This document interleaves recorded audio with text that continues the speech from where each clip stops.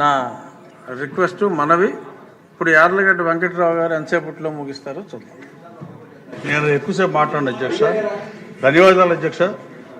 ఈ సభలో తొలిసారి గవర్నర్ గారి ప్రసంగానికి ధన్యవాదాలు చెప్పే తీర్మానంలో మాట్లాడే అవకాశం కల్పించిన ముఖ్యమంత్రి గారికి ధన్యవాదాలు తెలియజేస్తూ, ఈ సభను ఉద్దేశించిన గవర్నర్ గారు చేసిన ప్రసంగం ఒక ప్రకటన కాదు అధ్యక్ష, అది విజన్ 2047 దిశగా రాష్ట్రం ముందుకు సాగాల్సిన మార్గదర్శకం.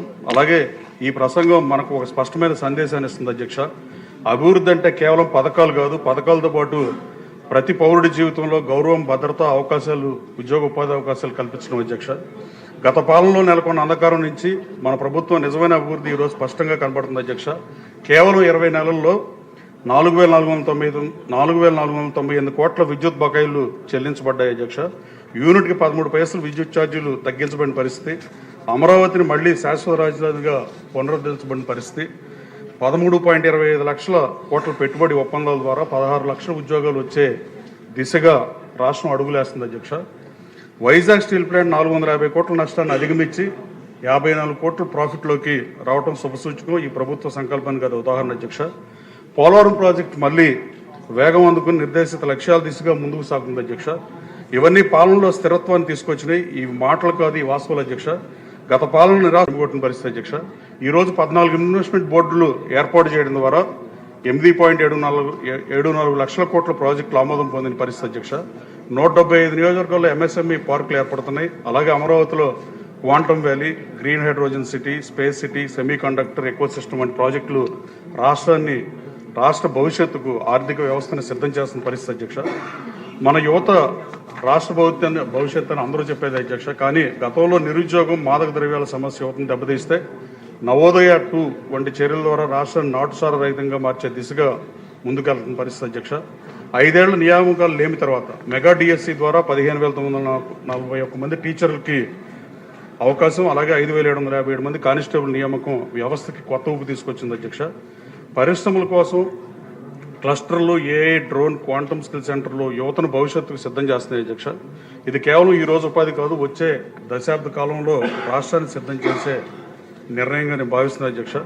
అలాగే శాంతి భద్రతలు బలంగా లేకపోతే అభివృద్ధి సాధ్యం కాదు. ప్రజల్లో అభద్రతా భావం ఉంటే పెట్టుబడిదారులకి వచ్చే పరిస్థితి ఉండదు. పెట్టుబడిదారుల విశ్వాసం కల్పించడానికి పోలీస్ వ్యవస్థను బలోపేతం చేసి లా అండ్ ఆర్డర్ని ఈ ప్రభుత్వం కంట్రోల్ చేసింది అధ్యక్ష. అలాగే గతంలో సెక్షన్ 22A దుర్వినియోగంగా భూమి హక్కులపై అనిశ్చితిని సృష్టించింది అధ్యక్ష. ల్యాండ్ టైటిలింగ్ యాక్ట్ చట్టం రద్దు చేసి బ్లాక్ చైన్ క్యూఆర్ ఆధారిత డిజిటల్ రికార్డులు ప్రవేశపెట్టి 10 లక్షల ఎకరాలకి ఆల్రెడీ స్పష్టత తీసుకొచ్చాం అధ్యక్ష. లా అండ్ ఆర్డర్ అనేది కేవలం పరిపాలన కాదు, రాష్ట్ర భవిష్యత్తుకు భరోసా అధ్యక్ష. అలాగే లోకేష్ బాబు సంస్కరణలో విద్యా వ్యవస్థలో విప్లవాత్మక మార్పులు. విద్య అనేది రాష్ట్ర అభివృద్ధికి అత్యంత ముఖ్యమైన పెట్టుబడి అధ్యక్ష. మన విద్యార్థులకు కేవలం పథకాలు కాదు, విలువలతో కూడిన విద్యా నైపుణ్యాలు, పోటీ ప్రపంచానికి సరిపోయే అవకాశాలు అవసరం అధ్యక్ష. టీచర్ నియామకాలు, ఆధునిక ఐటీఐలు, డిజిటల్ క్లాస్ రూమ్లు, ఏఐ మరియు భవిష్యత్తు టెక్నాలజీలపై దృష్టి, ఇవన్నీ విద్యను ఉపాధితో అనుసంధానించిన పరిస్థితి అధ్యక్ష. కానీ ఒక సూచన ఏంటంటే అధ్యక్ష, విద్యాశాఖ మంత్రి గారు, పరిశ్రమల మంత్రి కానీ రాబోయే కాలంలో ఈ రాష్ట్రంలో ఇంటర్న్షిప్ ప్రవేశపెడితే చాలామంది కాలేజీ బయటకు వచ్చిన వాళ్ళు, క్యాంపస్లో జాబులు రాని వాళ్ళకి ఇంటర్న్షిప్ ప్రతి కంపెనీ పెట్టమని అడిగితే దాదాపు వాళ్ళకి అనుభవం వచ్చి ఆ అనుభవం ద్వారా మంచి కంపెనీల్లో ఫార్చ్యూన్ 500 కంపెనీస్ ఉద్యోగ ఉపాధి అవకాశాలు వచ్చే పరిస్థితి అధ్యక్ష. అది ఇప్పటివరకు పెట్టబడడం బాధాకరం, దాన్ని పెడితే బాగుంటుందని సూచిస్తూ, అలాగే హెల్త్ సెక్టర్ బలపడితేనే సమాజం బలపడే పరిస్థితి అధ్యక్ష.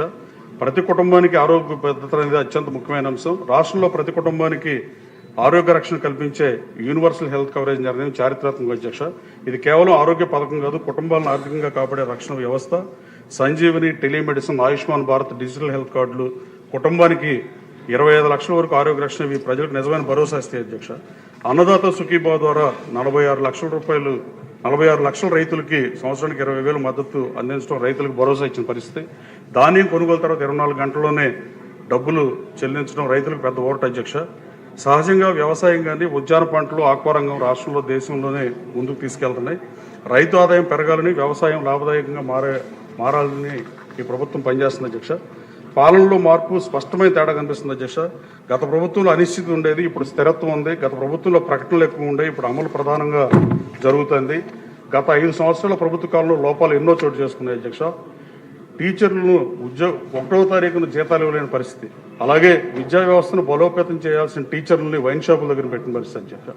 అలాగే 17 మెడికల్ కాలేజీలు ప్రకటించి అరాకొరా నిధులు కేటాయించి వాటిని గాలి కుదిలిన పరిస్థితి అధ్యక్ష.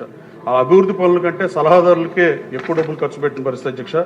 రోడ్లు ఏ పార్టీ అధికారం ఉన్నా, కాంగ్రెస్ అధికారం ఉన్నా, తెలుగుదేశం అధికారం ఉన్నా, ఏ పార్టీ అధికారం ఉన్నా రోడ్లు కొత్త రోడ్లు వేసిన పరిస్థితి మనం చూసాం తప్ప గత ప్రభుత్వం రోడ్లు గుంటలు వదిలేసి ఆ గుంటలు పూడ్చే దిక్కుమాలిన పరిస్థితిని ప్రభుత్వానికి వదిలేసి వెళ్ళింది రాష్ట్ర ప్రజలందరూ చూసిన పరిస్థితి అధ్యక్ష.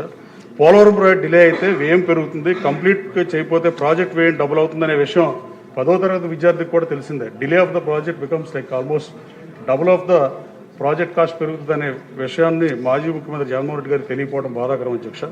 అలాగే ఈరోజు పరిస్థితి భిన్నంగా ఉంది, నిర్ణయాల్లో స్పష్టత ఉంది, అమలులో వేగం ఉంది, ప్రజలకు నమ్మకం తిరిగి వచ్చింది, ప్రజల అభివృద్ధిని, ఉపాధిని, బాధ్యతాయుతమైన పాలనను ఎంచుకున్న పరిస్థితి అధ్యక్ష.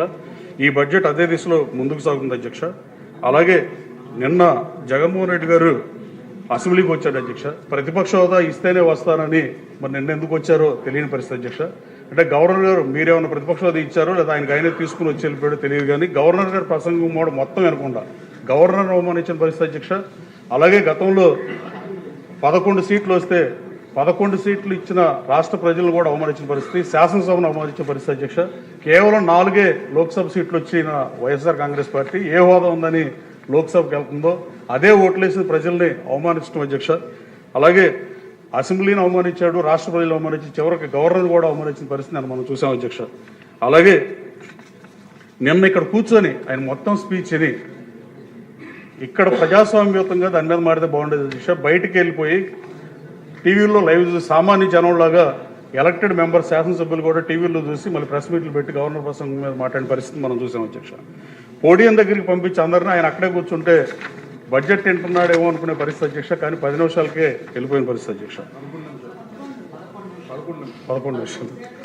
దేశం అంటే మట్టి కాదు, దేశం అంటే మనుషులు ఆయన గురజాడ అప్పారావు గారి సూక్తిని నిన్న గవర్నర్ ఉటంకించిన పరిస్థితి అధ్యక్ష.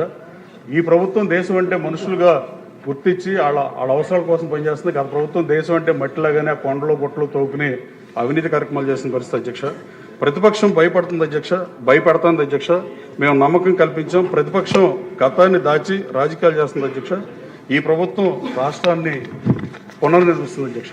ప్రపంచానికి కనపడుతుంది, దేశానికి కనపడుతుంది, కానీ వైసీపీ నేతలు కనపడలేదు అధ్యక్ష. ఇందాక కొనతాల రామకృష్ణ గారు చెప్పిన ఫోర్బ్స్ కానీ లేకపోతే బ్యాంక్ ఆఫ్ బరోడా ఇచ్చిన దాంట్లో ఎన్ని లక్షల కోట్లు ఆంధ్రప్రదేశ్కి వచ్చాయనేది గూగుల్ క్లౌడ్ కానీ బీపీసీఎల్ కానీ ఈ కంపెనీ పేర్ల నుంచి చాలా టైం పడుతుంది అధ్యక్ష. ఆ పరిస్థితి ఈ రాష్ట్రంలో ఉంది అధ్యక్ష. అలాగే సూటిగా శుద్ధి లేకుండా ఒక మాటలో చెప్పాలంటే అధ్యక్ష, జగన్మోహన్ రెడ్డి గారు ముఖ్యమంత్రిగా పనిచేసిన 5 సంవత్సరాల కాలంలో కనీసం సెక్రటేరియట్లో ఎంత సమయం ఉన్నాడని అడిగితే రికార్డులో నేను ఇవ్వలేకపోయారు అధ్యక్ష. టీడీఎల్పీలు అడిగినా అంత సమయం కనీసం 100 రోజుల్లో చంద్రబాబు నాయుడు గారు సెక్రటేరియట్లో ఆయన 5 ఏళ్ళు ఉన్న సమయం కన్నా 100 రోజుల్లో ఎక్కువ ఉన్న పరిస్థితి అధ్యక్ష. అలాగే ఈరోజు మార్పు దశలో ఉన్నాం అధ్యక్ష. అప్పుల నుంచి ఆర్థిక క్రమశిక్షణ, నిరాశ నుంచి ఆశ వైపుకు, అనిశ్చితి నుంచి భవిష్యత్తు వైపుకు రాష్ట్రం ప్రయాణిస్తుంది అధ్యక్ష. అలాగే ఐటీ రంగం ఐటీ మాంద్యంలో ఉంది అధ్యక్ష. ప్రపంచంలో ఐటీ ఎక్కడా బాగోని పరిస్థితి అధ్యక్ష. కానీ ఐటీ ఆంధ్రప్రదేశ్ బాట పడతాకి గూగుల్ తీసుకొచ్చిన తర్వాత, మైక్రోసాఫ్ట్ చంద్రబాబు నాయుడు గారు హైదరాబాద్ తీసుకొచ్చిన తర్వాత అన్ని కంపెనీలు హైదరాబాద్ బాట పట్టినాయి అధ్యక్ష. ఇప్పుడు లోకేష్ బాబు గూగుల్ని వైజాగ్ వేదికగా తీసుకొచ్చిన తర్వాత ఫార్చ్యూన్ 500 కంపెనీస్ అన్ని ఇప్పుడు వైజాగ్ వచ్చే పరిస్థితి అధ్యక్ష. రాబోయే కాలంలో హైదరాబాద్కి ఎక్కువ టైం పట్టింది కానీ ఐటీ అభివృద్ధి చెందడానికి. వాళ్ళు 2,90,000 కోట్లు ఎగుమతికి వెళ్ళిన పరిస్థితి అధ్యక్ష నగరం. దాన్ని అది 20 సంవత్సరాలు 10 సంవత్సరాలు పడితే వైజాగ్ డెఫినెట్గా 10 సంవత్సరాల్లోపే ఆ స్థాయికి వెళ్తుంది అధ్యక్ష. అలాగే ఈ భూముల గురించి కూడా ఇందాక రామకృష్ణ గారు చెప్పారు అధ్యక్ష. ఐటీలో 30 కోట్లు టర్న్ ఓవర్ ఉన్న వాళ్ళకి 4 కోట్ల రూపాయలు చెల్లిస్తే ఏ రాయితీలు లేకుండా ఐటీ సెజ్లో భూమి ఇవ్వాలని ఏపీఐసి వెబ్సైట్లో ఉంది అధ్యక్ష. ఆ 30 కోట్లు టర్న్ ఓవర్ ఉన్న కంపెనీల వాళ్ళు 4 కోట్లు కడతాకి రెడీ అయినా కూడా ఆ హిల్ 2లో కానీ హిల్ 3లో కానీ ల్యాండ్ లేని పరిస్థితి అధ్యక్ష.